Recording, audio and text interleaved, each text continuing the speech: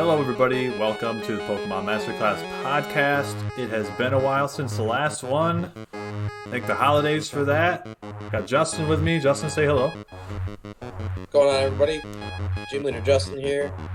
Elephant Pomeranian, she's just saying hi. She's chilling. About to go record a podcast. It's been a good holiday. Been really busy. Got a little bit ill, but now we're feeling better. Yep. I'm a little stuffed up, so if you hear that in my voice, that's why. So, yeah, we're excited to do the podcast today. We're going to be talking about the BDSP OU metagame, but we're also going to be covering some news because, again, it's been a couple of weeks. And just everything in general in Pokemon. But before that, what's going on, buddy? How you been? How was your Christmas? Hold on, bro. Hold on. Take the reins, bro. Hold on. Oh, God. Take the reins. Take the reins. He's just got to move the baby chair out the way. I just couldn't stand looking at that. I'm sorry. I'm back. Yeah. So how's your Christmas? It was good, man. It was great. My Christmas and New Year's were great. It was the first. For the fact that the kids, unfortunately, can't go to school, so they're stuck home with you. Yeah, daddy daycare was a wreck for the past couple of weeks. I was home with the kids by myself. I missed. Well, my What do you mean you missed? Yeah. I missed. My wife was home, but she was working. She worked from home, so I was in charge of the kids. So that was pretty brutal, but we got through it. And as far as the holidays go, it was the first Christmas in a while where I got all of my Christmas parties done, like in a 3-day span, and I didn't feel like I didn't have to go to like 3 parties this day and then 3 parties the next day. Yeah. You know, we got everything. Well, especially, your mom, your dad, her mom, her dad. Yeah. And all your siblings have kids now, and they're trying to do their own. It's like, why can't we just do it at mom's house? Yep. Okay, so let's move one holiday at a time here because we got a couple of things to talk about before we talk about Pokemon stuff. How was your Christmas, dude? Kind of busy. My girlfriend's family, regardless, either mom or dad side, they both live across the state.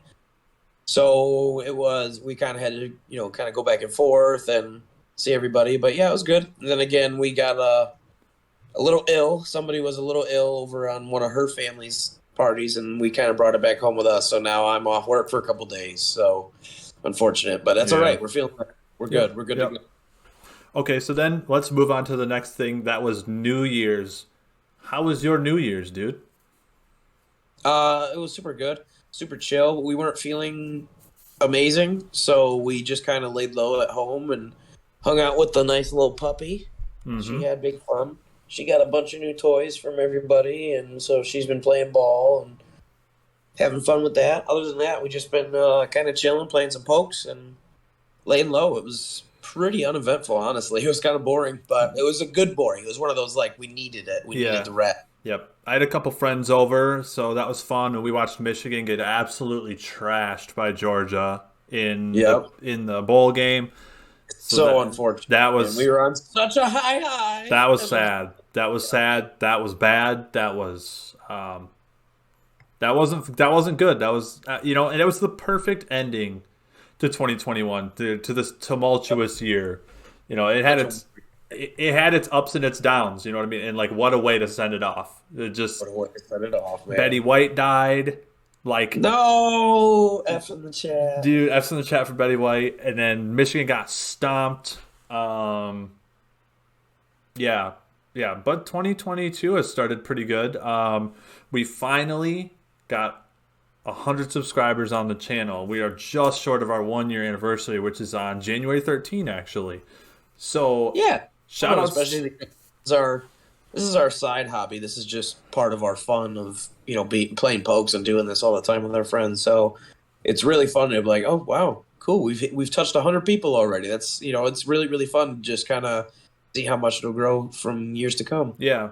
Our next video is going to be our 150th video. So we're gonna have a 150th video, 100 subscribers, coming up on our 1-year anniversary. So our next video, we're going to be kind of reflecting on the last year and what it means to have 100 subscribers, what the channel's meant to us and stuff like that.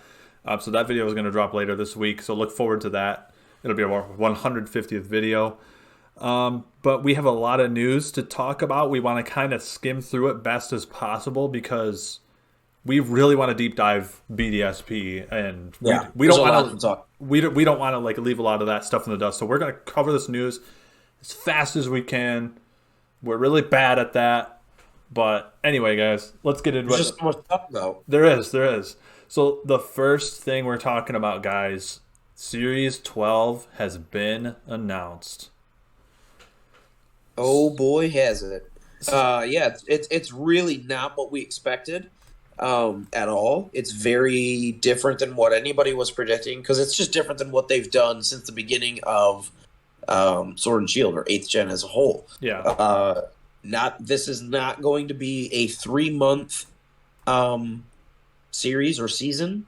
This is going to be a 9-month series. It's going to go all the way into the end of August, beginning of September. Yes. And then as far as the rule set goes, it's the same We're going back to 7th Gen. It's the same as Series 10 and Series 8, but you got 2 restricted Pokemon now. So if you thought you were seeing a lot of Groudon, a lot of Zacian, and a lot of Kyogre, be prepared to see a lot of Kyogre and Zacian, Groudon and Zacian, and Calyrex Shadow Rider. Dialga's going to be a big one, big tank. But basically, Zacian's going to be on every single team ever. I fully expect Zacian usage to be somewhere in the neighborhood of 70%. Not exaggerating. I think if you don't play Zacian, you are putting yourself at a disadvantage.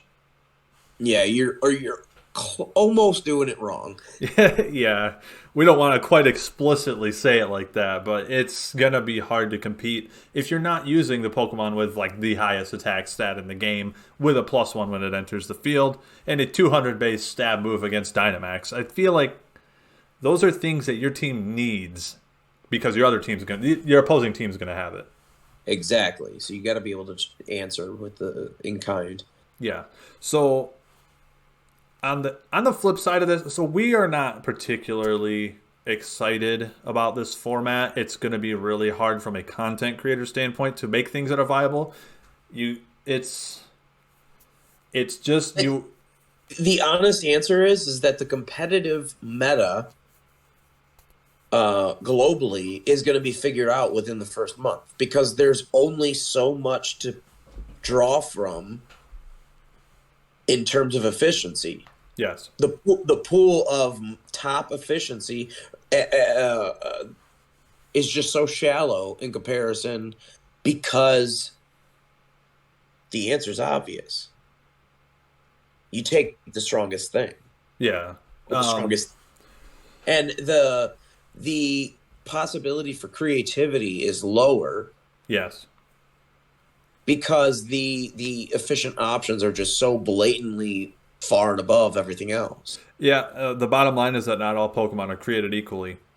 Correct. That's just echoing your sentiment there.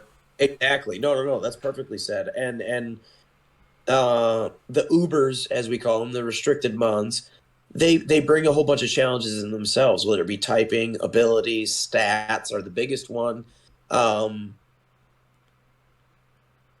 They've always presented a unique challenge. Yes. A fun challenge, but a unique challenge nonetheless.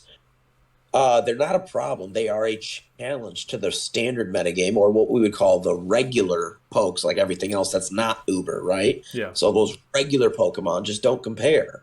In a metagame where you can take Zacian and Kyogre, so now you're running a Kyogre that can Dynamax and a Zacian in the rain. Yeah.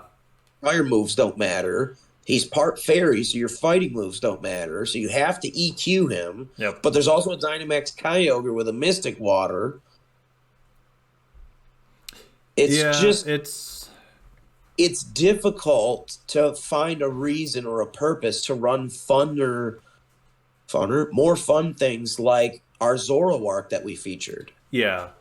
Like we could go out there and we could make a video like that for you guys, but we might go 3 and 15 in the process of making that video, The behind the scenes for the content creators that you won't see is the grind and the just like head against a brick wall kind of feeling of like this is a lot more work than it's really worth just to feature like Ludicolo in this meta or whatever. Do you know what I mean? Like, Yeah. Yep. I could be spending that time because again, this is supposed to be this is not a job for us. This is our No. hobby just for fun. So if we spend 5-6 hours trying to make a video and we only get 3 or 4 battles of enjoyment, we could have been doing something else and having fun. This is supposed to be our fun hobby time. Brandon has kids. Like, he doesn't have a whole lot of time. Yeah. You know what I mean?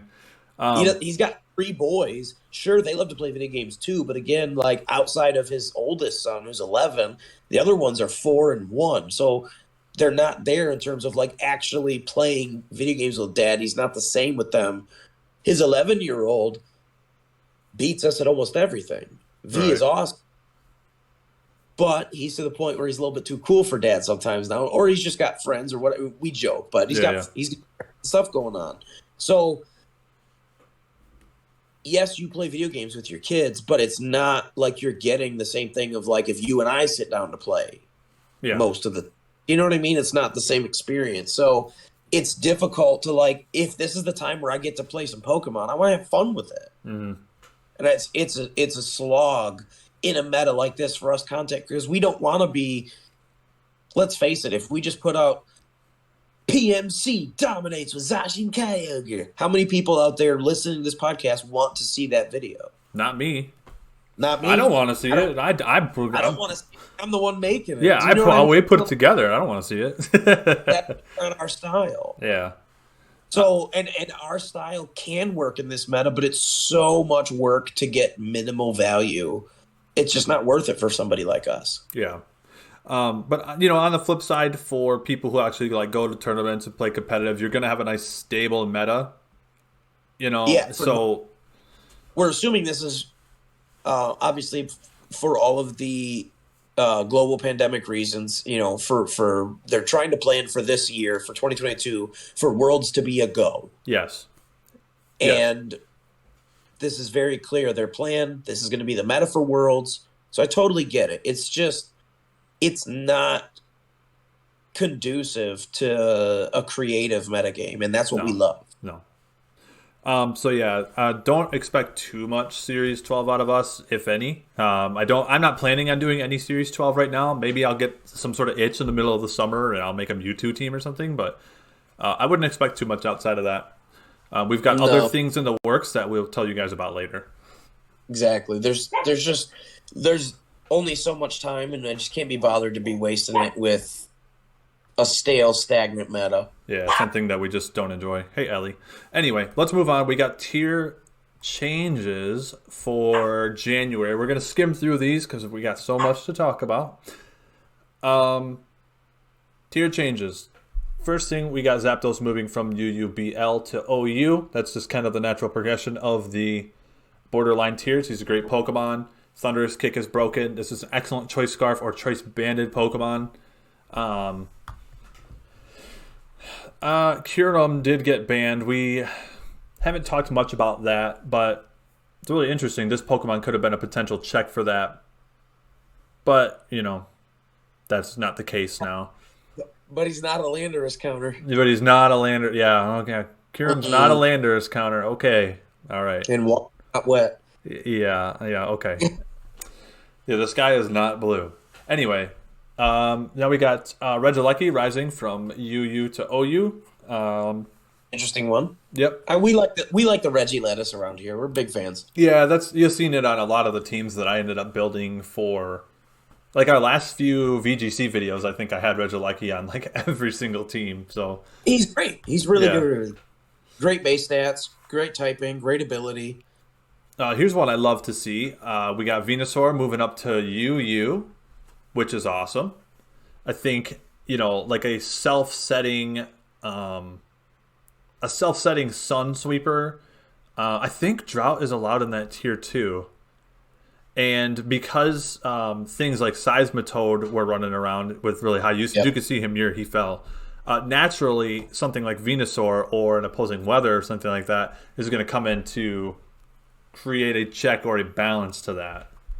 Absolutely. And then, man, we got Bronzong. We're losing Bronzong in NU, man. He moved up to RU. Yep. which is kind of sad because he was kind of a staple in a lot of NU teams, and we ran him. We ran him the whole year. Exactly, dude. So like it really sucks because now our teams have to change a little bit.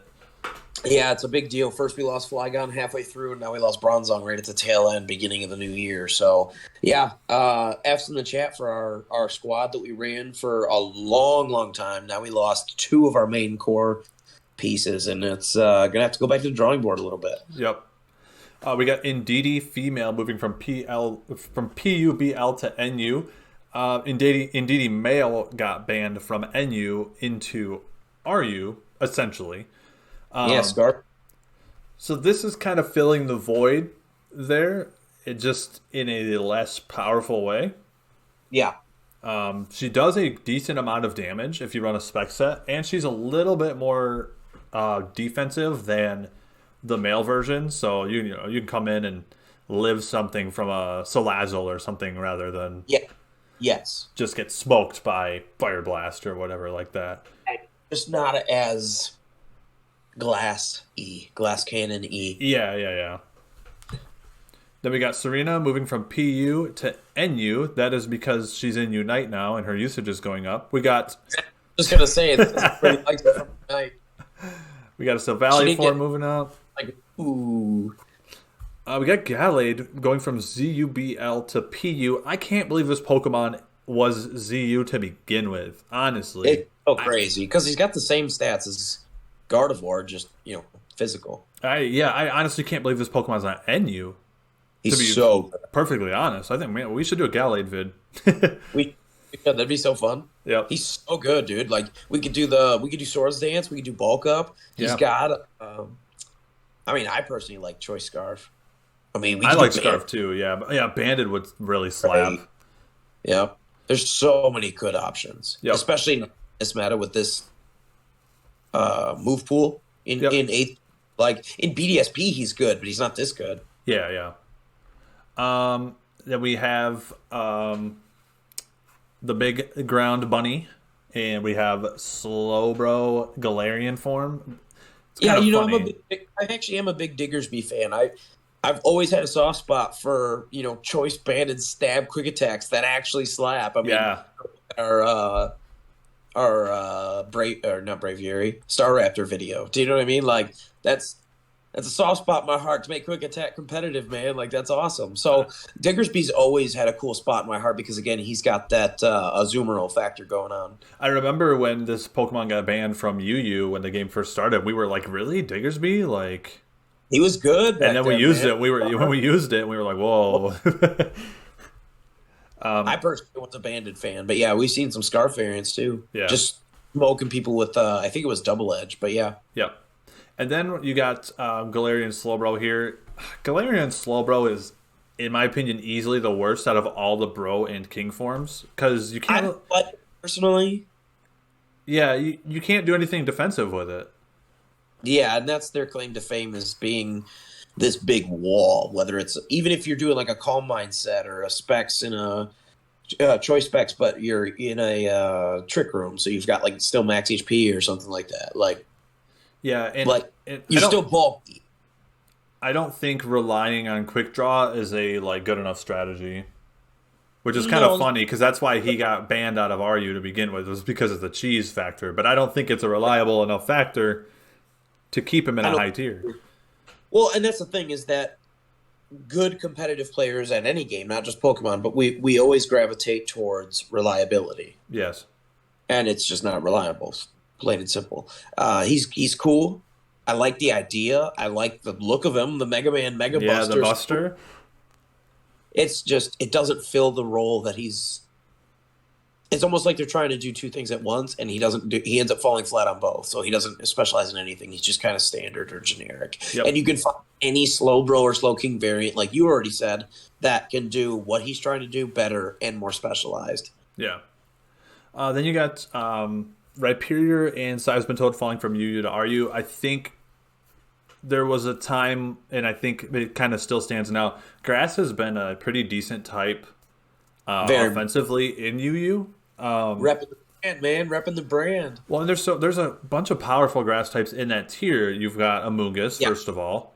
Mungus is great. You have Venusaur now, and you've got Tapu Bulu. So these Pokemon have a really hard time standing up to that unless you're set up in a Swift Swim and you've got Sludge Wave. You know what I mean? Correct. Yeah, like, if, and it's Tuesday and the sun's at exactly this much in the sky, and you have three. You know what I mean? Yeah, Like, and that's what you're trying to avoid. Honestly, you're trying to avoid the if. You know what I mean? Like if it takes you all of this time to reach your win condition or your setup takes more than a couple turns, then it's probably not a very good strategy. You know? you're probably stretching it too thin. Yeah, not reliable. We have the Frog moving from RU to ZU. I believe that is a Drizzle ban. You know, I'm gonna double check that. And while I double check that, we will mention the fact that Espeon and the Ice Horse and Ninjask have all fallen to PU. Really surprising that the Ice Horse has fallen so far. Yeah, just doesn't get the same kind of impact in singles. Yeah, and it is kind of a shame because I think as well in singles. I think the Ice Horse is going to get banned. Honestly, out of PU, I don't think that's going to last. Correct. Like, it gets to a point where eventually it's going to get to a meta where it's the base stats alone are just going to destroy everything, and then it's going to get banned away, and then it'll finally find a home. Yeah, really interesting. They don't have weather banned on the RU page. Interesting. I wonder if that's, you know what I mean? I wonder if that's just not like up to date. But anyway, that is the tier shifts, guys. Justin, you ready to talk about our next subject? We're going to talk about some Unite stuff. Yeah, let's do it. Let's shift over. All right. So you want to lead the way here? Yeah. So obviously, since we were last on, Dragonite came out. Brandon's a big fan of that. You can link in the description of this podcast to some of our Dragonite content we've put out already. We've put out some sort of initial thoughts. We've put out some actual gameplay footage. You can go. We've also, in our leaked, when his moveset first came out, we kind of talked about what our initial thoughts were on paper. So we got a lot of content already. It's one of Brandon's top 10 favorites of all time. Yep. One of three, honestly. So it's a pretty big deal. He's been playing quite a bit of it.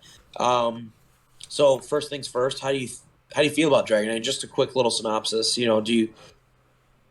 you like it? How close is it to what you wished for or asked for? And then third question would be, what's your favorite build? Well, it's better than we initially thought. I remember we played it, and I think a few other content creators played this Pokemon too and thought he was quote-unquote painfully B tier. And I think... We did not agree with that since day one. I always said he was A tier. Yeah, I mean, I did think he needed some sort of buff initially. I don't believe that's the case now because we found builds that we like slash the build and how it works. Yeah, the build is Dragon Dance and Hyper Beam because Dragon Dance ups the power of Hyper Beam as well as your attack power, your attack speed, all of those good tasty things. But he is a range damage dealer, essentially. Yes, I was just going to say, as far as what I wanted, it's perfect. He's literally a range damage dealer. It's Hyper Beam, but I mean, you understand why at least. Exactly, yeah. Like, we got a couple of the moves wrong, but... And it feels good in game. Yeah, I like the targeting aspect. Just boom! And you just see their health destroyed. Yeah, dude. He's got some of the best objectives secure in the whole game. Because of Hyper Beam. Because of both builds. Outrage is good too. Outrage is really good. So we'll bring it in here, obviously. Last follow-up question is, what's your favorite build, Outrage or Hyper Beam? I like the Dragon Dance Hyper Beam build. It is the standard. It is the easiest to play. It is the, in my opinion, best build. I am trying to make Outrage work. Outrage needs a buff. Or something needs to change. Yeah. there's just too many instances where Pokemon get away, where opposing players get away from me. I Yep. chunk them down to one. At melee. Yeah, and That's what I'm. It needs to be because he's a ranged character with ranged abilities that you're trading in order to be melee. Outrage needs to be way more explosive because you're just giving up too much for not enough payoff. The other way I think you fix that is to reduce the cooldown of extreme speed by a little bit.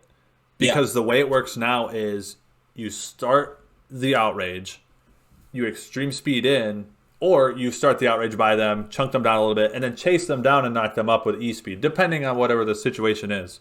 Yeah. But even with that, there's a lot of situations where you can E-speed in and get that, you can almost kill them, but then you need another E-speed to get to close the gap on them again, because he moves kind of slow when he's in outrage.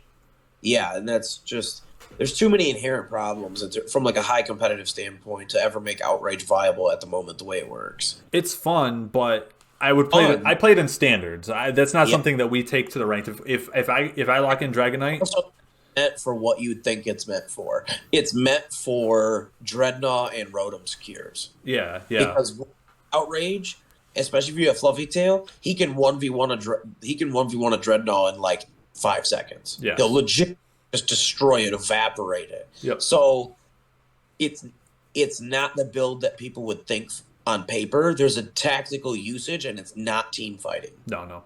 Which, it is what it is. But overall, it's counterintuitive to what you would think when you see it on paper, or what it very much seems the way the game devs intended it to work. It's definitely not that way. Yeah.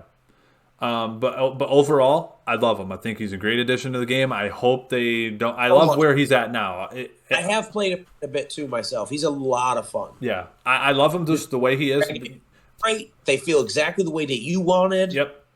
I want them to buff Outrage and don't touch Hyper Beam. I'm worried they're gonna nerf Hyper Beam. Just don't touch it, please. He really great. It really does feel like he's in a really good spot. I personally. Now, after 2-3 weeks of him being out, playing him a bunch, you've played him more than I have, but you and I have both played him extensively. Yes. Doug's also out a few times. I'm comfortable saying he's solid. Either whether that's an A+ or an S-, but he's a solid competitive choice. Yeah, maybe a new tier list video coming for Unite Pokemon. We haven't done it in a long time, and the game's changed a little bit. Insert wink face here. Yeah, we might do that, guys. All right, we got 2 minutes until the break. Justin, speaking of favorites, do you want to address the new rumor for the newest Pokemon in Pokemon Unite? So, I'm a little biased here. Brandon, in my opinion, what's the best generation of Pokemon? Gen 3. Gen 3. So, everybody knows out there, if Sceptile got in the game, I'd be happiest kid alive. Infernape close second. Yep. And Negate third. You'd be running down the street naked. But regardless, any Hoenn gets in, and I'm going to be pretty pleased. Mm-hmm. Rumor has it that we're getting a new speedster by the name of Blazekin to Unite. And that would just set me off. That would be very, very cool.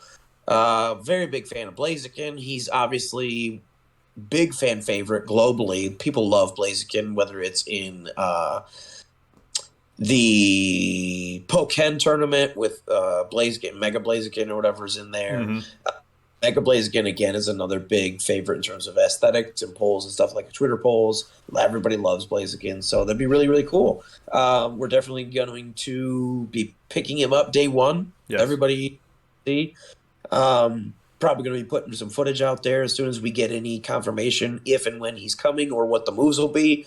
We're going to probably be on that pretty fast because it's pretty hyped to see some Blaziken action here. Obviously, for people that don't know, the move Blaze Kick was invented for Blaziken, Muddy Water for Swampert, and Leaf Blade for Sceptile. So obviously, if any three of those get in, we'd expect to see their signature move get in as well. So and we've seen them very willing to, and it's very cool how they do. Again, every single water type in the game so far has a version of Surf, and they're all different. So it's cool to see that they're willing to reuse moves, but like differentiate. So it's going to be interesting to see what type of Blaze Kick we're going to see on Blaziken. Is it going to be the same as Cinderace? Is it going to work differently? You're going to have the same crit mechanics, etc. So really, really exciting to see him come into the game. Really happy to see Torchic. She's really, really adorable. My girlfriend loves Torchic. So and Combuskin, the not safe for work chicken himself. yeah, the absolute not PG. The we should have thought about that character design twice. Fire chicken. Right. All right. Yeah, overall, really, really excited about Blaziken. If by any time there are some Blaziken videos on our channel within like the first couple days or whatever this podcast going live, we will definitely link in the description depending on if and when any information comes out. So we will definitely be on that like white on rice. Yep. So yeah, I'm really excited. Brandon, I've kind of rambled a little bit. Just before we go to the break, do you how do you feel about if and when Blaziken drops? It's pretty. We say if and when just because the rumor mill that we're a part of, like it's been pretty trustworthy so far. It has. They haven't been perfect, but they've been pretty decently spot on and consistent. So as of right now, I very much, and it's the same rumor mill that brought us Dragonite before he was confirmed. Yeah. And now we just spewed out for Dragonite for 10 minutes. Yeah, so yeah. clearly, judging by that consistency, we can assume that Blaziken's next. What do you think? I am mostly happy for you. I'm excited about the inclusion. For me personally, I'm just not great at melee characters or speedsters, and I don't have a lot of experience jungling. I spend a lot of time in lane. So I don't know how much I'm actually going to get to play this character or how much. Yeah. I love playing every character, but Doug does jungle quite often, so he's probably getting up Blaziken. I know Doug's very excited. Day one, we did ask him. He's busy with family right now, otherwise we'd probably have his little opinion in the show. But he is very excited, and he definitely is going to be. He's champing at the bit to try him out in the jungle for sure, like you had alluded to. Speedster is what pretty much everybody is guessing he'll be. That just makes the most sense, especially right now with his main ability in competitive being speed boost and the reason he gets banned. So again, he could be all-rounder, like a Lucario type thing, but again, all of us are guessing speedster. Yeah. Okay, so that wraps up the news portion of this. We are going to go take a little break. We're going to go, use the bathroom and stuff. And then we are going to come back and we're going to talk about BDSP OU. Deep diving. Deep dive. Deep into the pool. No floaties. 5-star dives. See you in a minute.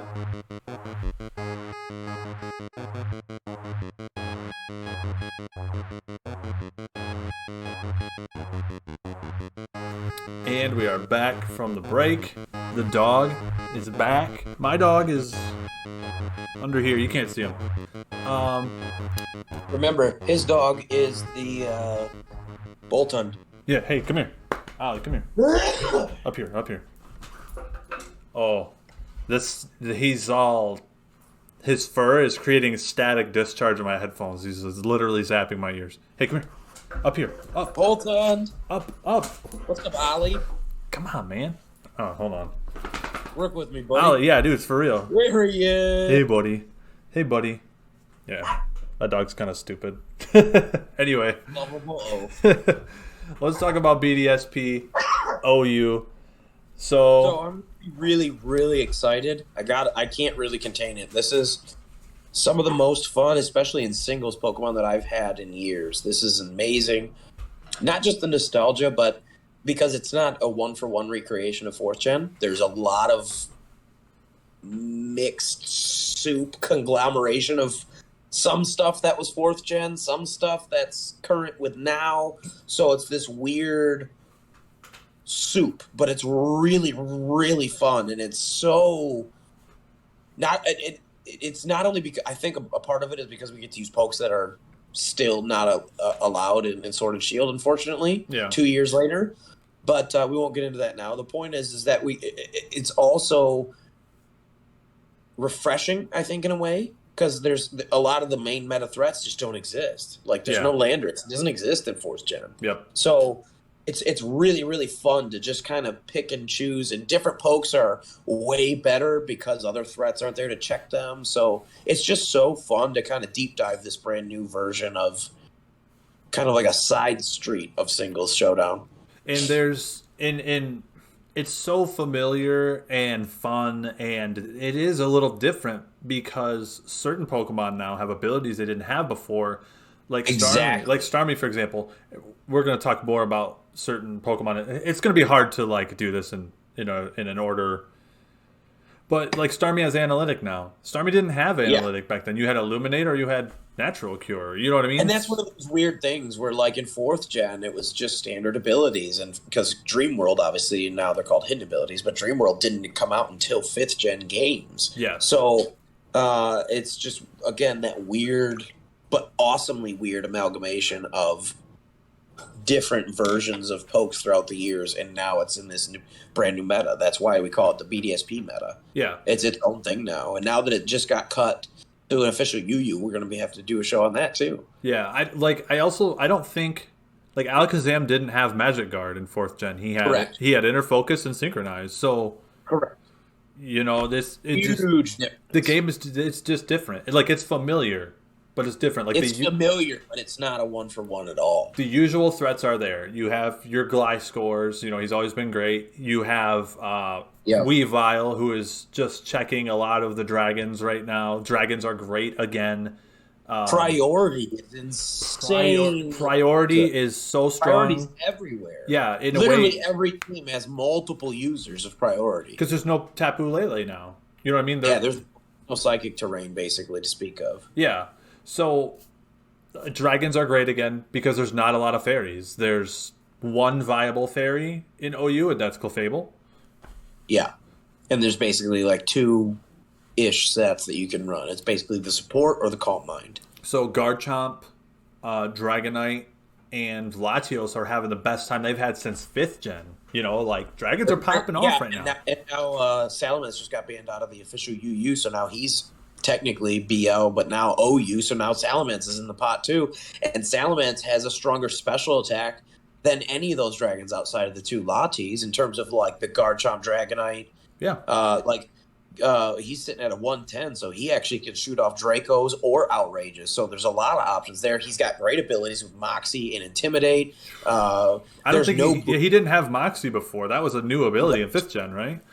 Correct. And there's some item differences in this meta too. Like there's a lot of similarities in terms of abilities that Brandon's obviously alluded to already, but certain items just don't exist. Like there's no heavy duty boots. Nope. There's no assault vest. Nope. There's no weakness policy.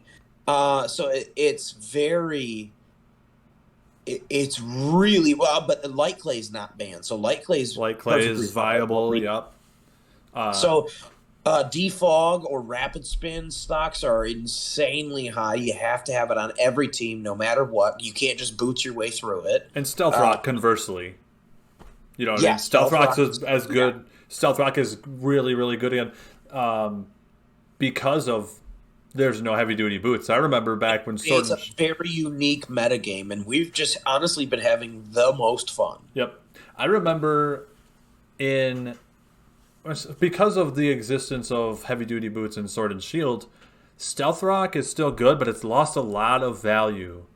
Nowhere near as prevalent as it is in hazards are insanely S tier, insanely high on the tier list, S tier if you will, in terms of singles metagame, especially in the OU metagame that we've played so far. Exactly, and we've played a lot. You know what I mean? Like heavy duty boots would be so good on a Pokemon like Yanmega, and it's an auto include on a lot of pivoting Pokemon like. I would probably include it on Venom. You could run it on Venomoth, and probably should. You could do it. I'm thinking of things like Heatran could potentially benefit from that. I could see Boots running it on pivoting monkeys in Infernape. Yep, that's a great pick too. So. Stealth Rock is great again. Dragons are great again. The usual suspects are there. You still have Calm Mind, Clefable, because it's got Unaware now. I don't know if it had Unaware back in the day. I don't think it did. But yeah, I think it's either that or Magic Guard are the one of the two. Yeah, I've seen a lot of Calm Mind unaware Clefables lately, Yep. and they're packing Flamethrower for Scizor. Yep. They usually have Flamethrower and Ice Beam. He can get Thunderbolt. Yep. Obviously, Moonblast is insanely powerful right now. Bolt So Beam yeah, is good again. Remember Bolt Beam? Bolt It's Beam is great. insanely good. Quake Edge is good again. Yep. So yeah, we definitely want to get into this and really chop this up into small bite-sized pieces because there's so much that we could talk about. And this is just for the OU tier. And again, we've only mentioned really some of the OU pokes. I do want to touch base off here before we get into it and just mention how many different Pokemon, not just the PMC, Brandon and myself and Doug, but other content creators have done in terms of utilizing non-OU Pokemon in the OU metagame to great efficiency, whether that be Medicham, Ursaring or Ursa. Donphan is OU now, but that's a brand new. Yeah. Up until now, wasn't he? Basically, like yesterday, essentially, he was UU. We've featured him many times, but Heracross, yes. Arcanine, being able to dip down to things that aren't OU. Even Flygon still has a place. Gallade's great. Gardevoir's insanely good. Espeon's great. There's so many Pokemon that aren't OU, but just feel great. We featured two of our favorites in Vaporeon and Jolteon. Jolteon feels almost as good as it's ever felt, and that's without having Hidden Power Ice, which is really without him having Hidden Power Ice and without having boots for pivoting, and he still feels amazing. He's just so strong because again, Pokemon's had a power creep, and 4th gen was still a little bit before that big shift started to turn. Yes. 5th gen. 5th gen is where things like Ferrothorn and the genies like Landorus come in, and Excadrill. You really start to see a shift in terms of just base stat totals on just generic random standard Pokemon. So again, 4th gen is just this unique thing. I definitely recommend if anybody's not done it before. It is free. Go download Pokemon Showdown and try it out. BDSP OU. Yep. Super, super fun. You can find Brandon or myself or Doug or anybody from the PMC there. We'd love to battle. Yep. I wanted to mention that beforehand before we dive into this. And I want to mention before we dive into this that BDSP has been great for the growth of the channel. We thank everyone who's subscribed to the channel after watching a BDSP video. We're going to continue to do videos. We are going to link all the videos that we have done so far from BDSP in the description. Yeah, we do have a handy little playlist, all of our BDSP content. Yes. So thank you to everyone who's been following the channel, and we're going to keep it going. So we're going to try to do these in 10-minute intervals. We're going to spend the next 10-ish minutes talking about some of our favorite offensive threats in the BDSP OU meta. So the big heavy. Yep, the heavy hitters. So the first one we have is Alakazam. We gotta start here, Brandon. I'm gonna lead you into this because if there's any pokes that are non-Ubers, non-restricted, just the regular run-of-the-mill, regular Pokemon, Alakazam is by far Brandon's number one. That's repping the brand. That's his Sceptile for me. Yep. He takes the cake, man. He's my favorite Pokemon besides Mewtwo. Ash has Pikachu. Justin has Sceptile. Zero's got Alakazam. Yep. The set you guys are seeing here on screen, Nasty Plot, Psychic, Shadow Ball, Focus Blast with a Focus Sash. In my opinion, the only way to run Alakazam right now. Sure, you could run other stuff. Whatever. I'm definitely not going to disagree with you. I think it's a really interesting point of topic, and I definitely want to dive a little deeper into that if you don't mind, because I have personally, whether it's been in the past or in BDSP meta now, I have run up against or run myself. I've seen, obviously, Choice Specs is an option. Great move speed. Speed, was it 120? 120, yeah. So he's at the Sceptile speed, so he's lightning fast, okay? Yes. And obviously no slouch in terms of damage dealing, and Choice Specs seems like a great option. Life Orb would be great because you're not taking recoil because of Magic Guard.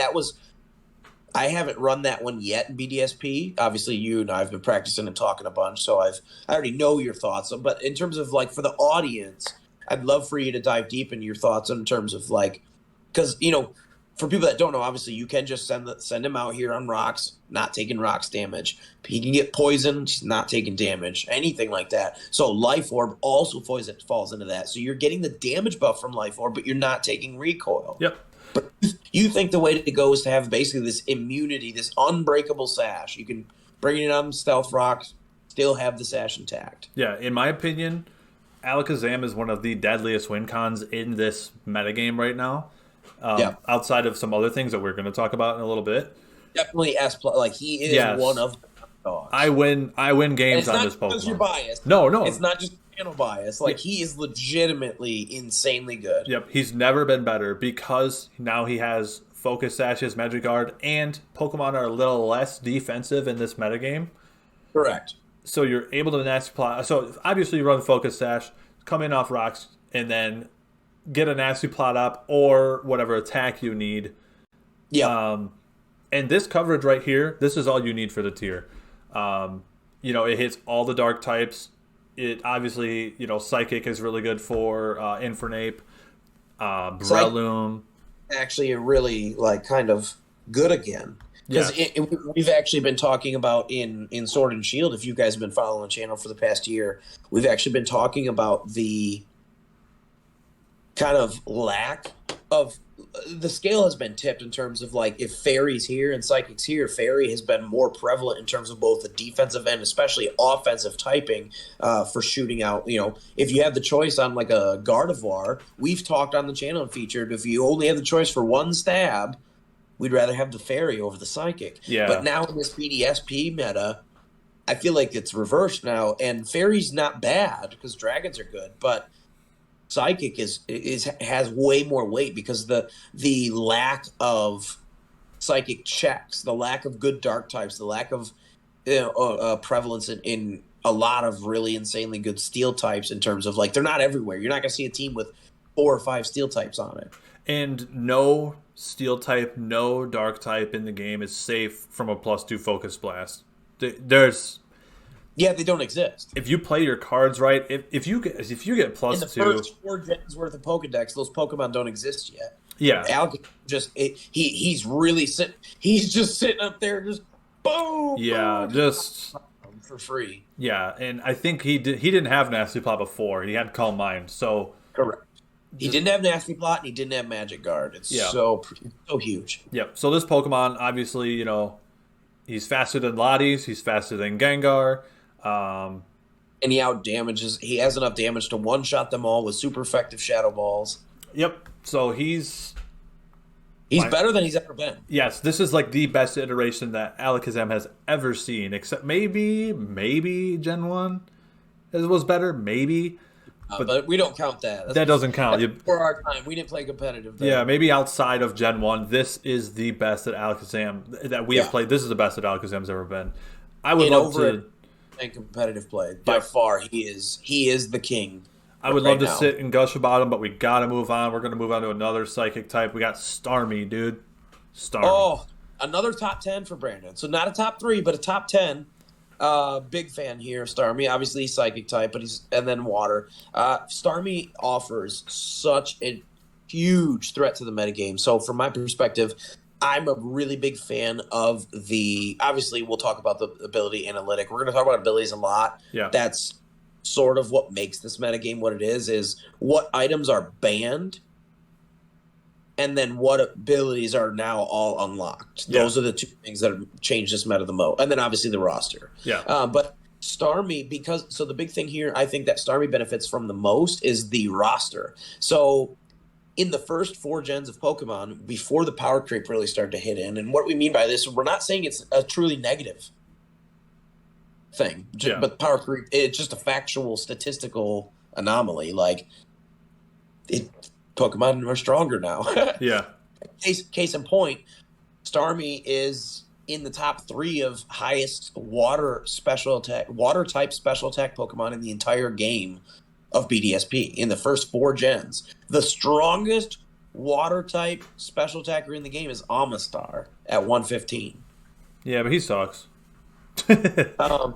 Exactly. So those really, really strong special type water attackers don't really exist here. So as a frame of reference, Starmie has that super, super strong niche that it's got an amazing ability with analytics. So anybody that forces a switch, or he forces switches all day because he's got a great move pool. Yep.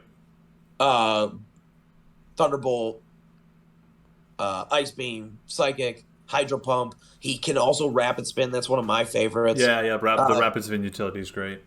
Brandon's ran him with a Choice Specs. I've run him with a Life Orb. We've seen people run him with Leftovers, and we kind of like, oh, thank God it's not one of the hard-hitting ones. Yeah, dude. He's also in an insanely good speed tier. Yeah. So he applies so much pressure because, or it, whatever, applies so much pressure because this guy, you know, like, you can't switch on this Pokemon. If they nail, yeah, dude. If they nail the prediction and they hit you with an analytic boosted super effective move, you're dead.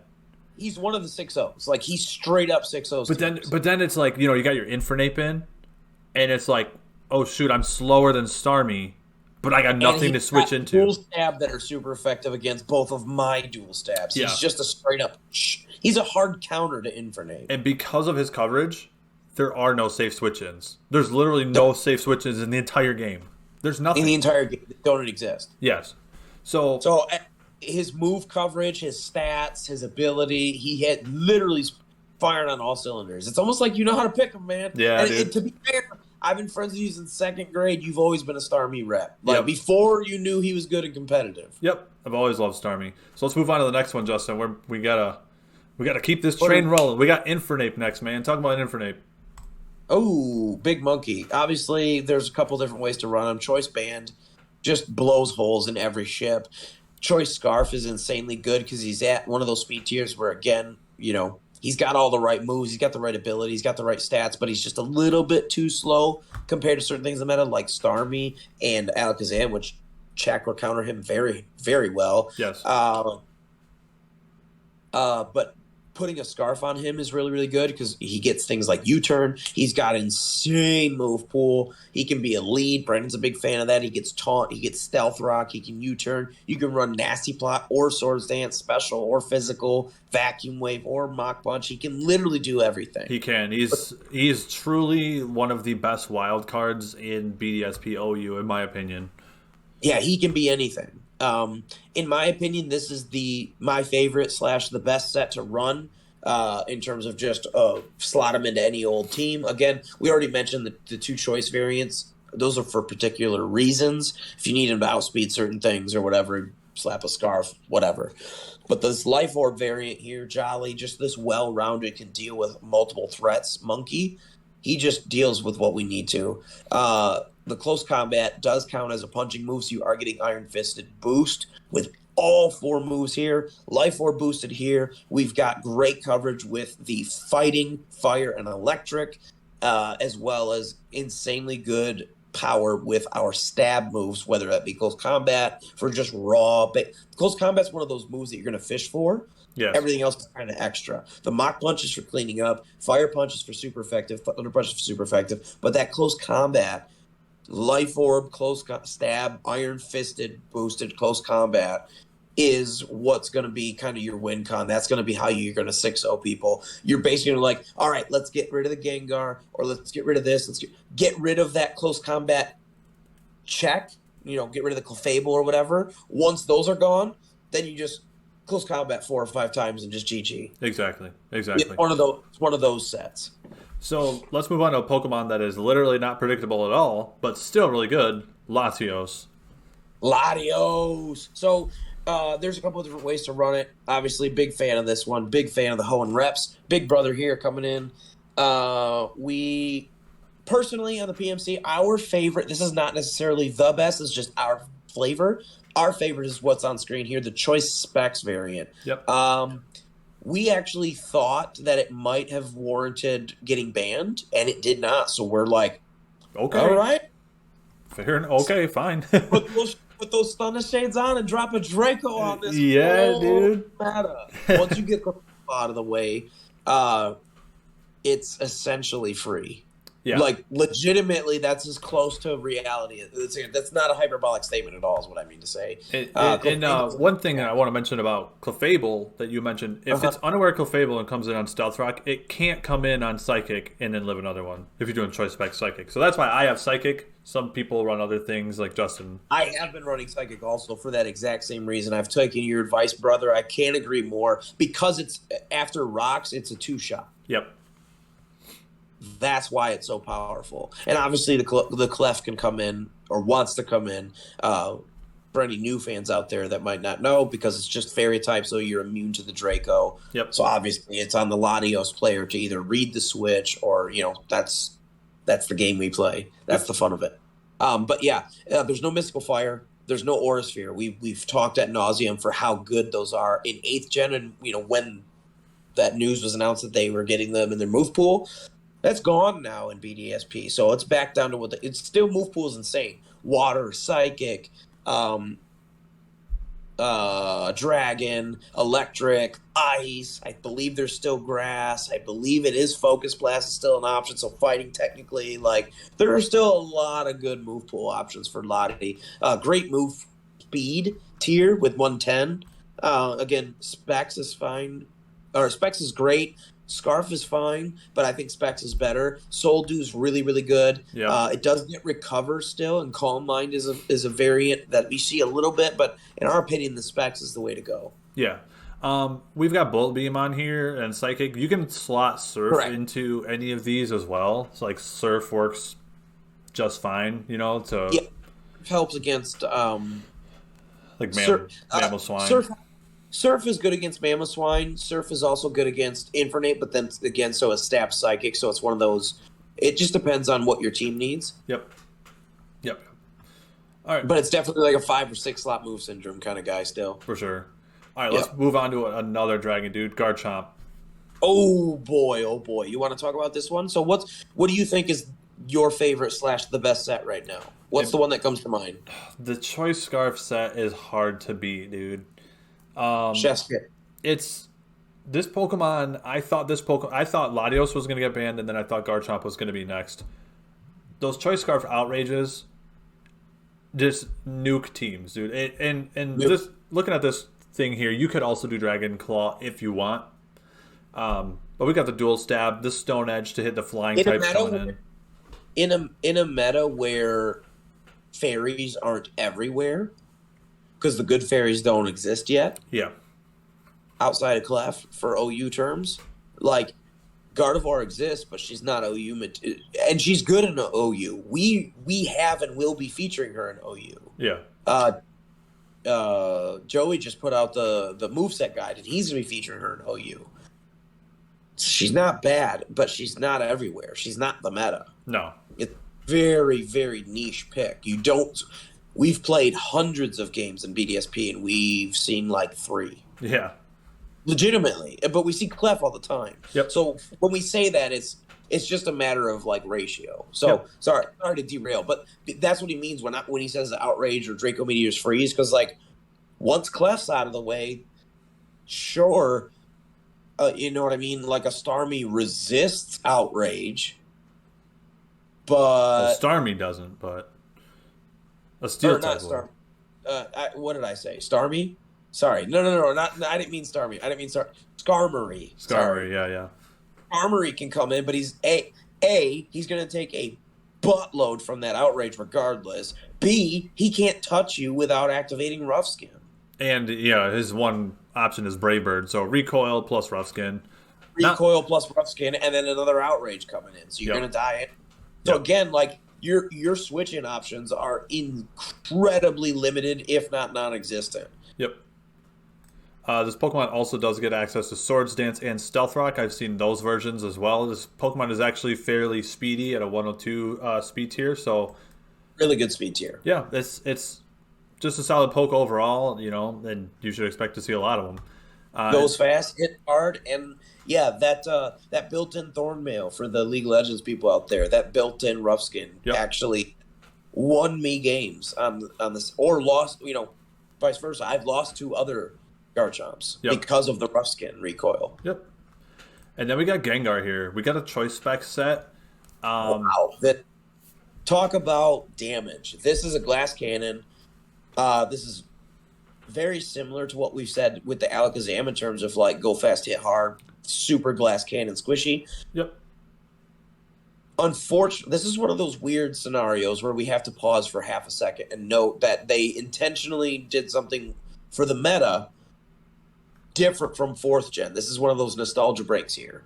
Because back in 4th gen, he had one ability. Do you remember that was? Levitate, sir. Levitate. That's right. And then in 5th gen, he got Levitate, and then his Dream World ability was Curse Body. Yep. We now in 8th gen, they got rid of it, and it's only Curse Body and Sword and Shield. That's brand new to 8th gen. Mm-hmm. And now in BDSP, the exact same thing. There's Levitate doesn't exist for Gengar. Yeah.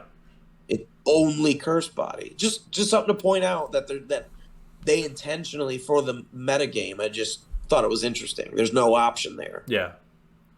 But yeah, so he basically, it's the standard go fast, hit hard. You can definitely Scarf or Specs. In my opinion, Specs is the better option. You could even sub Nasty Plot. I've seen that a lot too. Insanely good. Absolutely. Just out of the two choice options, I personally think Specs is better because he's already at a really, really good speed tier at base 110. Yep. He's going to outspeed 99% of all the threats that he needs to anyways. He's got coverage that for miles. He's got really, really strong Dazzling Gleam. He can do either Energy Ball or Thunderbolt for really good coverage there against whether it be waters or if you're afraid of like a Swampert or a Gastrodon, you can take a grass move. So he has plenty of options for coverage. Not to mention he can spam his dual stabs outside of anything that's not a steel type. So yeah. So let's move on to the defensive threats, dude. We have first and foremost Scizor. I like to run specially defensive Scizor. I was actually going to run him in my offensive threats, but I think outside of Infernape, him and Infernape are kind of tied for like the best, for using Unite terms, best all-rounders. They can do anything. Yeah. Like I said, I like the specially defensive set because I think specially defensive, even after you come in on Stealth Rock, you can still live a couple surfs from Latios. This is a very common Latios switch-in. Yes. It's a really good Alakazam switch-in as well. It's a good Gengar switch-in, so like all of those really fast special attackers, this Pokemon handles them very, very well. None of them want to take a Bullet Punch, even if it's uninvested, and then you turning out those Pokemon. Yep. So, especially defensive Scizor, expect a lot of that. Think Scizor is the most commonly used Pokemon in the tier. Yeah. Right? So, like you said, Justin... He literally answers everything that we've been talking about in terms of like, well, if you don't have a steel type or a fairy type, you just, you know what I mean? Once you get rid of those, it's just free to spam this. Well, he's that obstacle. Yes. This Scizor, it does that job so well, and he does multiple jobs well. He can set up, you can run choice items, you can run leftovers, you can do roost, defog, you can do U-turn, you can do so many different things with Scizor. Yep. And like you said, that offensive set is really, really good. You run Adamant, Swords Dance, you could just clean up entire teams with that set. So whole teams. Yep. His X Scissor basically two shots everything. Yep. So then the next one, we got Gliscor, man. This is another Pokemon that the Bat Scorpion. The Bat Scorpion got the Toxic Orb, so if you switch in and you don't get Will-O-Wisp or whatever, which is very, very uncommon, you get that Toxic Orb, you poison yourself, but the poison heals you from your ability Poison Heal. And then obviously he's got an amazing typing. He's immune to electric moves. He's immune to ground moves. He's the new Landorus. He is. Well, he's the OG Landorus, actually. He's OG. He's the OG Lando. Yep. You can run this physically or specially defensive, both depending on what your team needs. Correct. You can set up Stealth Rock. Well, those U-turns aren't very slow because he's actually kind of a fast Pokemon. But you get those pivots. You got Roost. You got Earthquake, Stealth Rock, Defog. Yeah. He's definitely 5 move slot syndrome. There's actually a lot of good variants with him. He does have access to a lot of good offensive moves too, and a decent move pool in terms of or a decent stat coverage to utilize it. Because like you said, I think he's got a base 100 speed, 95. So close. 95. Great speed tier, 90 attack. He does get access to Swords Dance. He has things like knockoff, Ice Fang, which comes in really, really handy. It's niche, but it's really good. I remember the day one Gliscor was a lot of people running Ice Fang. A lot of them. So yeah, there's a lot to love here. He can fill a lot of roles for your team outside of just being a meat shield or a switch in. It's a real Swiss Army knife of a tank. This is the reason that Weavile and Mamoswine, well, outside of the dragons as well, Mamoswine and Weavile, they're getting play because Gliscor is so popular. Gliscor is the #1 defensive poke. Yeah, he, in my opinion, yes, he's definitely the best defensive Pokemon in this format, or definitely the most used. I would wager. Yeah. So we'll move on. What's that? I'd bet a soft shell taco on it. Yeah, I'm not going to take you up on that bet. He's probably the most used tank or wall, whatever you want to call it. Yeah. And then we got one that you really, really like, Rotom Wash, man. Talk to us about Rotom Wash. Yeah, if Gliscor is #1, Rotom Wash is literally a millisecond behind him in second place. Mm-hmm. I think Rotom Wash and Gliscor together paired, if you're just going to do a duo as like your defensive core, nothing in the game will serve you better. And then if you want to add a trio, go with the Scizor. Yeah, that's true. Yeah, we just 1-2-3'd them right there, dude. 1-2-3 right there. It's the best defensive core in the game in terms of typing, in terms of, now again, depending on your team comp, Rotom Wash or Rotom Heat can fill that spot similarly because they both check or hard counter Scizor. Yes. Rotom Wash is neutral to the bug type attacks, where Rotom Heat still resists those, being part fire. Yeah, you don't want to eat U-turns from Scizor. That's the one thing I'd say that Scizor kind of has over. Like that's the thing you're most fearing from a Scizor, right? Correct. But what Maytag is good here for this special defensive set is that it's really good against basically all the big threats that we've already talked about. Alakazam just bounces off this thing. Mm. Legitimately bounces. There's nothing that Kazam can do, and we don't have to risk it. We could just T-bolt twice and you die. You could even Thunderwave. You know what I mean? Like Thunderwave is an option too. Thunderwave's a great option. He gets Trick is a great. There's a lot of good move pools. Rotom's always been great, but Rotom Wash specifically because of his typing, he pairs really well, especially like we said with Gliscor. In terms of like, okay, they're about to hit my Gliscor with an Ice Beam. Rotom Wash can take 1,000,000 Ice Beams. Yeah. Literally doesn't matter because we already talked about the lack there of the strong special attackers with access. Like, sure, an Ice Beam from a Latios, even with Choice Specs, is going to hurt. Not enough. You know what? It's not enough. You know what's really interesting about Rotom Wash is he stacks up really well. He's a defensive Pokemon. You can run him offensively. Either way, he stacks up really well against other offensive Pokemon in this meta. He stacks up well against Scizor. He stacks up well against Gliscor. He stacks up well against things like Empoleon and... This set is specifically for catching in Scizor that think that they can do something and just burn them. Yep, and you could swap that for Trick. If you want to beat Clefable, Calm Mind Clefable, you just swap that for Trick, and there you go. It's a done deal. It's a done deal, and then she's just locked in. Yeah.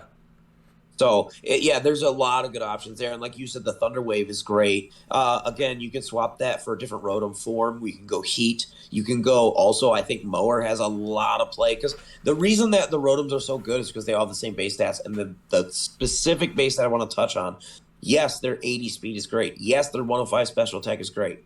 But it's not what we're focusing on here in this meta. Because it's just not necessary. They're good enough as it is. Yep. You can nasty plot with a base 80. You can run Scarf with Trick. Sure. But in my opinion, the defensive variants are good because they have the 107 for both physical and special defense. That is insanely tanky in BDSP OU. Yeah, I think one last thing about this Pokemon, you never leave home without Volt Switch. Pivoting is really important, so you don't have to nail all your doubles. Correct. Volt Switch is so good, and the fact that they're, regardless of the form, you just basically just switch to type. Do I need a grass, water, or fire defensive type? Yep. But you never leave home without Volt Switch. I agree completely. All It's right, so useful. Yeah, it is. It is. Same thing with you, Izor. Yep. So let's move on to the next one. We've got Defensive Empoleon. Oh boy! So yeah, we featured Scarf, we featured Swords Dance, we featured Agility. That's your favorite. This defensive one is one that we've been running on a couple of teams lately, and you actually pointed out like, wow, I'm really surprised and impressed with this defensive Empoleon set. Yeah. So we figured to talk about it here. Really good typing. Obviously, the Steel type just adds some more weaknesses, which is unfortunate. But the good news is that Steel type's already a good defensive typing for what it resists or is immune to. Yep. Water's already a great defensive typing, so it just gives you more things to switch into. Yep. In terms of immunities. The set we got here is Stealth Rock, Defog, Scald, and Icy Wind. Justin, you had mentioned that this is one of the only Icy Wind users in the entire game. Yeah, because it's not a TM back in this game or in this gen, so it's basically whoever learns it naturally. And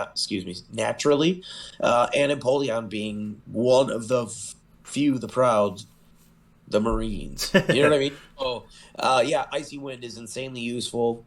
People who have been watching this channel for the year know we are a big fan of speed control. And then it also does have the dynamic duo for hazard control with both Stealth Rock and Defog. Yep. Super cool. Yep. Very big fan of that. If you really want a one shot like a Gliscor or something, then you can run Ice Beam. If you want, it also gets Yawn, Justin. It does get Yawn. Yes, it does. That's again, so many good options. It's a great tank. It's a great defensive stats. 101 special defense is insanely good. So we're going for more of a mixed wall set here, but you can specialize, again, depending on what your team's going for. Yep. It just fills a lot of holes that you need. And again, I'm personally a fan of Firewater Grass Cores or something similar, so having a defensive water type is kind of standard for like 99% of every team I've ever built. Yeah. So he just fills that niche to also be a steel type, too. Yep. Speaking of Firewater Grass Cores, grass Pokemon, Tangrowth, man. Yeah, buddy. Tangrowth. One of the gym's staples. Yes. We use him a lot in VGC. We've used him in all sorts of different tiers in Sword and Shield. Now we're using BDSP. Tangrowth, the man, the myth, the legend. Shiny Tangrowth because he's green. That's how we do it. Green's better than blue. Let me fix that for you, bud. There we go. All right, we're good now. Oh, Thicket spelled with 2 C's. Oh yeah, let me fix that. Oh, no, that's just a joke. But that's okay. It's too late. This is the thick set for BDSP, in my opinion. This is my, air quotes, professional, official grass gym leader opinion. This is the set to run. There are other options, but this is the best one. Regenerator, that's not even up for debate. Regenerator, just take Regenerator. The thing I want to note here with this EV spread, some people might be saying, well, why not physically defensive? Well, first of all, there's no assault vest. It's not an option. It's illegal in this format. So normally that would be something you could be like, ooh, okay, assault vest to make up for the subpar 50 special defense. Another thing is, we've already mentioned, is the lack of really prevalent water-type special attackers, which means there's not a lot of really strong ice beams outside of Latios. There's not a lot of strong stab ice beams, especially. Correct. Like, even things like Primarina don't exist. So, just base 123 special attack. Like, there's just nothing that's firing that off outside of Lati. So, it's really, really easy to maneuver in this meta because there's a lot less prevalent special attacking threats. So that 50 special attack, which is normally a big hindrance because it's so low, it's normally like his weak side, that's his kryptonite.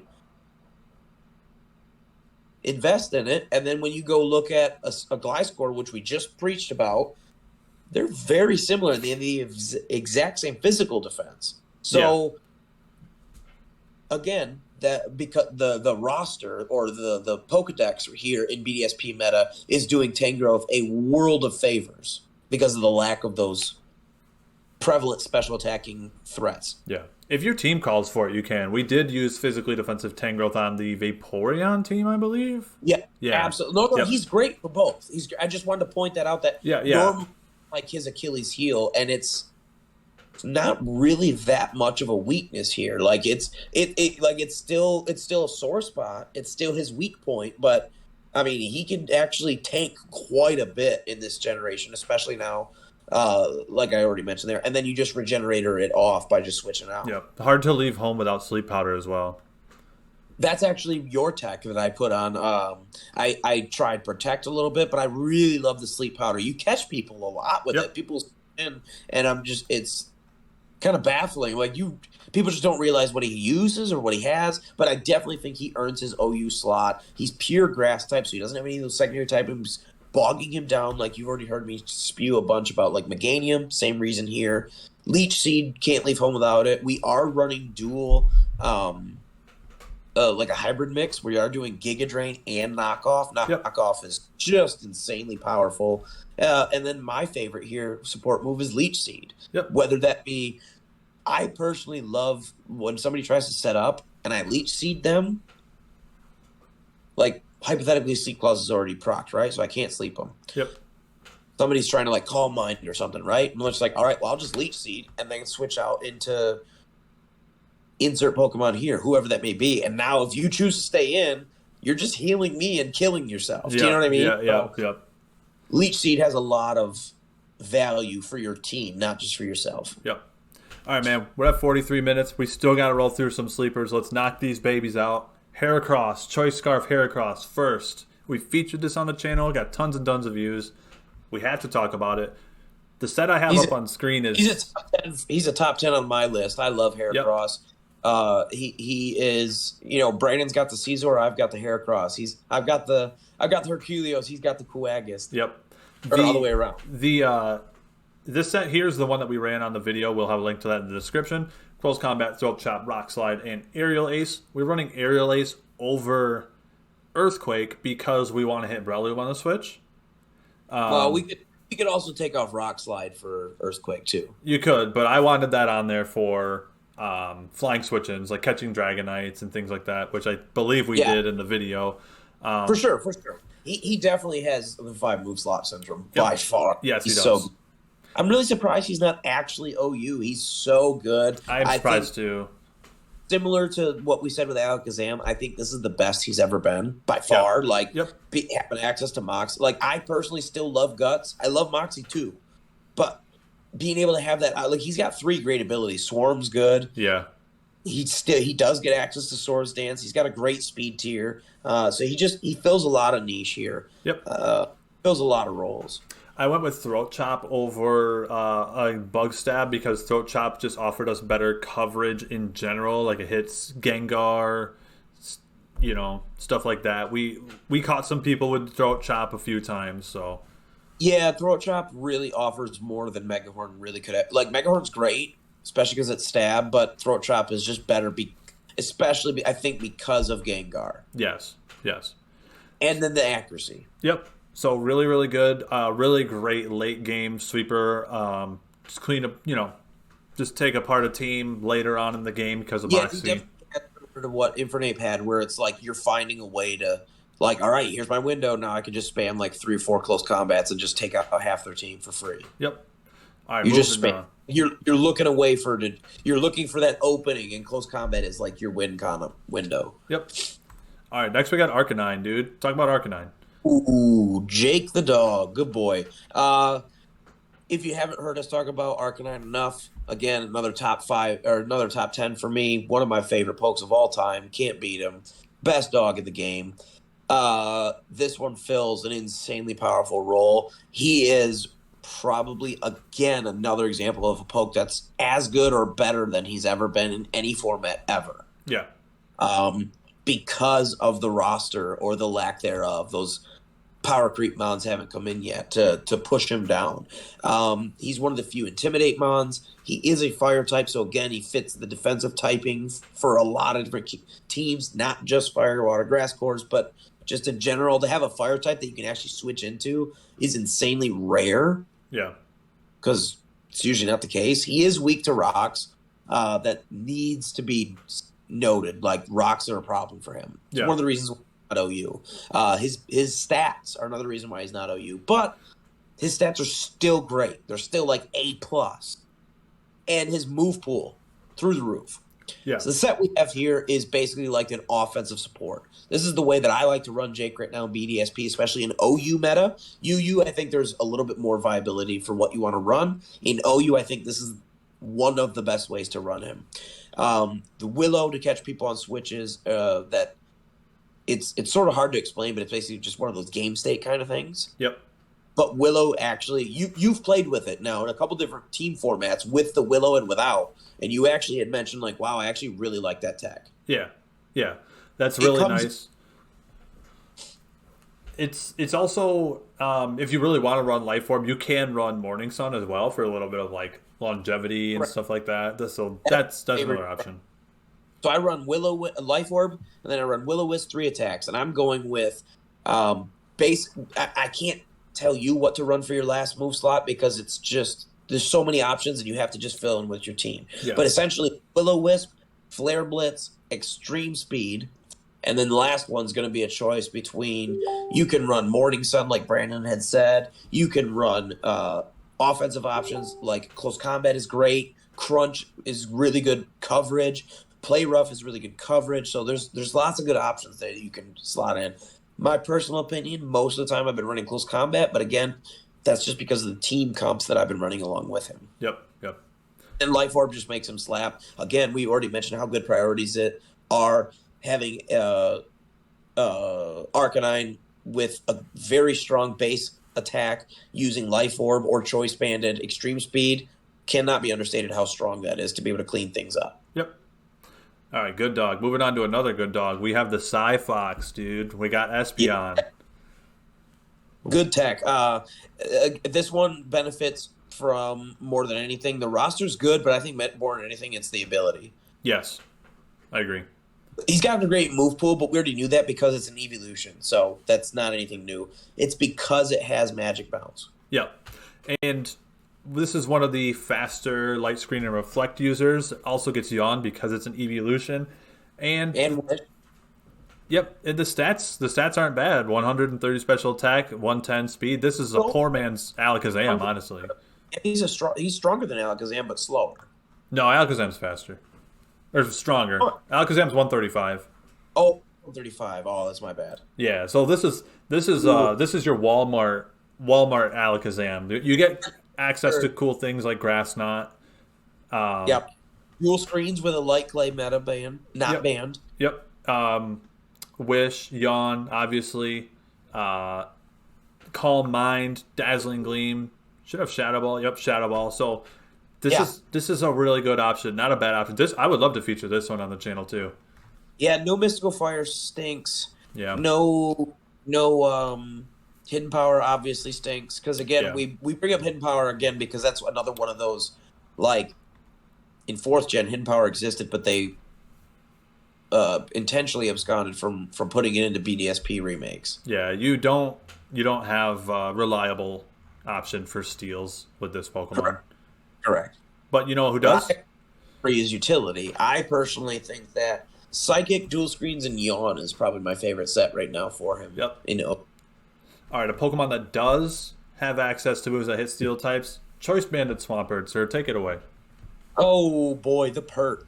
So we've already talked about Sceptile for how much I love him. We talked about Blaziken coming in Unite. Now let's talk about pert in BDSP OU. Knocking out all 3 of the Hoenn starters in one show. That's how we do it. Nice. Choice Banded Swampert fills a really unique role in there. You don't really find too much in BDSP right now.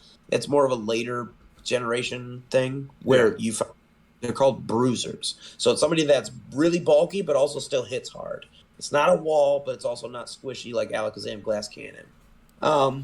Swampert is that. Yep. Torterra is also a good example of that. So this is that set. This is max HP, max attack. You're basically just making him really thick and hit hard. That's all you're going for.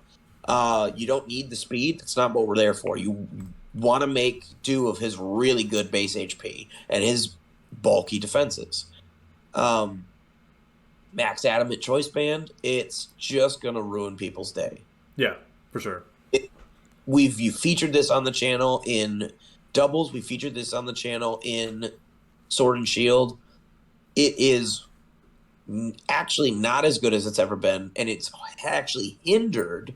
I think the reason that Swampert is not OU is the move pool.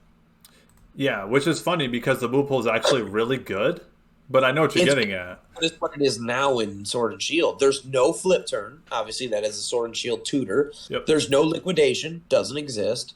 And there's no Ice Punch. That is a move tutor move, or later generations it becomes a TM.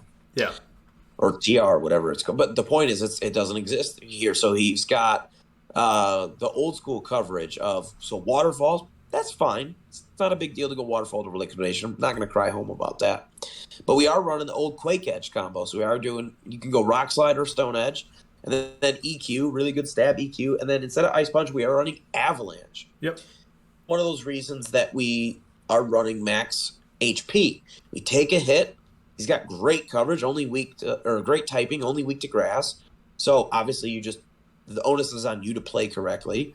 But other than that, you just take the hit and then murder something with Avalanche. Or if they, catch something on the switch and you one-shot a Dragonite with Avalanche, that felt so good. Yep. So it's the poor man's version of what Swampert can be, but Swampert can still be amazing. Yeah, you got great spot in OU. Got access to things like bulk up, counter, curse. You could sub, roar, stealth rock, yawn. Yep, exactly. I don't like yawn as much without flip turn, but options there. All right. He does have a lot of options, and I am biased because this has always been my favorite set, regardless of the format. But I think in this format, Bandit Swampert actually does have a really nice spot in OU. Yep. And we're going to move on to the last Pokemon before we let you guys go. Ambipom. Oh, boy, Purprill. So, there's a little contention on the internet. Some people are thinking maybe Adamant to make your fake out stronger, because obviously he does get Technician. So, Stab, Technician boosted fake out with a Silk Scarf does a lot of damage. So, people have been running Adamant. I'm here to tell you, in my professional opinion, he's one of my top 10 favorite pokes of all time. I personally think that Jolly is the way to go, because this set, especially in OU, has such a good niche. So Fake Out is great, Double Hit's great. They're both Stab, both Silk Scarf, and both Technician Boost. And a Double Hit gets 2 hits, so you're getting a lot of raw power. U-Turn, great for pivoting. We've already talked about that a bunch. But Shadow Claw, the number one reason why you would run Jolly in OU is because this thing counters hard checks or counters those Gengars that want to switch in and be like, oh, you got a normal type. I'm obviously, like the old school, sayings, spin blocking, right? Yep. Same type of thing here. You're going to catch them with that Shadow Claw, and you're going to one-shot them. Because, A, nobody's running Scarf Gengar right now in the meta. It's very rare. And B, as we already talked about, hazards are everywhere. So the chances of them getting it in scot-free with that Sash intact, Focus Dash, excuse me. The chances of them getting them intact are basically non-existent. So that Shadow Claw is one-shotting every Gengar that comes in. Yeah, I kind of agree with you there. Like, as far as like other things you could do with this mon, like Brick Break is a cool option, but yeah, you definitely want that speed to outspeed Gengar and hit him with Shadow Claw. But yeah, like Brick Break is the other. That's a niche that he fits in OU. Yes, because this Pokemon is if we're talking about OU specifically, not just all-around usage. Yeah, for sure. Yep. All right, guys. Yeah, great sleeper pick if you want to. So, again, sleeper picks, none of those are OU in terms of their tier. We did have Donphan on this list, but since then he did become OU and we had Salamence too, and he's now banned into OU. So, yeah. But Donphan, we can't really leave without saying how good Donphan is. Oh boy, if I have one wish, If I have one wish, it's give that Donphan an assault vest. Oh, Woo! baby. I can't wait. Yep, that'll be awesome. Donphan fills every niche you need. He's a spinner. He's got Ice Shard. He's got Earthquake. He's got Knockoff. He's got Stealth Rocks. He can literally do everything: offensive, defensive, especially defensive. He's just a great Pokemon. He deserved to be OU. That's what we were going to say in this show. That he deserved to be OU, but now look at it. He already is. So yeah, like a couple days ago, we got sent to OU. Ourselves on the back, because in the notes we had, he was like, we literally just crossed him off this morning. Yep. So, that was it. That was it for sleeper picks. We just wanted to touch base, and in this meta, I think more than any other that's available right now, the ability to dip down and bring up those diamonds in the rough and bring up gems and just, oh wow, such and such works in OU. I think BDSP OU is the most fun for that. Yep. So, guys, that was a longer show, but we hope you guys got a lot out of it. Obviously, there's going to be timestamps, whatever. Future me just talking. So we hope you guys got a lot out of it. We hope you get on there and you play BDSP. We hope you watch our other BDSP videos. A lot of these Pokemon that we showed, we've already used and we've already showed off. So there are videos. Like we said to our playlist, I mean, you can either check the thumbnails or the titles, and you can see everything. Like, we have a video featuring Vaporeon, Choice Specs Vaporeon alongside of a Jolteon. We have the Dragonite footage. We have the Donphan footage. Like, all of this exists on our channel. Like, that's why we're repping these. We mentioned the Clefable and stuff, but it's just we haven't run the Clefable or run them enough yet to like feature them on the channel to where that's going to be one of our picks. Yeah. So we just want to mention those. Obviously, like we said, it is free, so definitely get on Showdown, play it a lot. As you can tell by this show and by the length of this and just how much we have so much to say, so much fun. This is really our passion right now. Yeah, it is. We wanted to dedicate this show and kind of shout it from the rooftops and get everybody in on this fun together, especially if maybe you are not particularly thrilled about the next Series 12 handful of months for Series 12. Maybe this could be something to cheer you up, thinking about the fact that Arceus is coming out or TCG Live is coming out. Yep. Super fun. We're going to be featuring some Pokemon TCG on the channel. Yeah. So we have a lot of fun stuff. There's a lot of fun to be had. A lot of positives. Yeah. So that BD is definitely that shining light in the dark, in the potential darkness. Is that BDSP is a great meta. UU just got cut. UU is super fun. It's gonna be one of us is jumping into BDSP UU and having all the fun we can have over there. So definitely stay tuned. Subscribe if you haven't already. Hit that bell and stay up to date every time we put out new BDSP Pokemon content to the channel. All right, guys. Hope you enjoyed it. We will catch you on the next one. Until next time, I've been Zero. And I'm Gym Leader Justin. Class is dismissed.